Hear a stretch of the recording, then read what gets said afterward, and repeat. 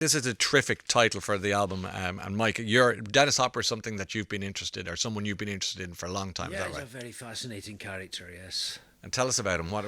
Well, you know, most people know him as the actor in Easy Rider and Yeah. Apocalypse Now. Blue But Velvet. he was a fascinating man. He was a great photographer, and he was present at so many crucial moments in popular culture. You know, he was starred in Rebel Without a Cause with James Dean. He was a friend of the young Andy Warhol. He was all these very formative moments in culture, and usually as an influencer. Yeah. You know what I suppose they call him influencers. Yeah, But yeah. he was a real influencer. He really had an effect on things, and his story is wonderful. It's tragic and it's beautiful and it's redemptive. And I got interested in him about 10 years ago, and I wrote one song about him, and Yeah. then that turned into one thing led to another, and suddenly it became an album of his life story. Isn't it brilliant that you had the kernel of this idea of an interest, Yes.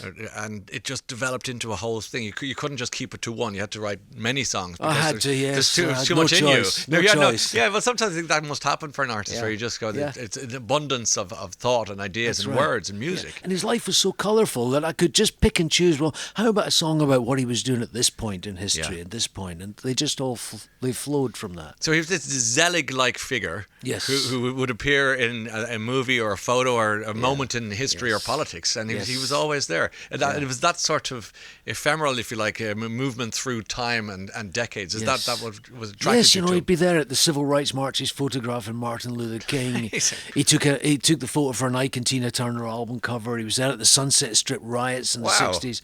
Yeah.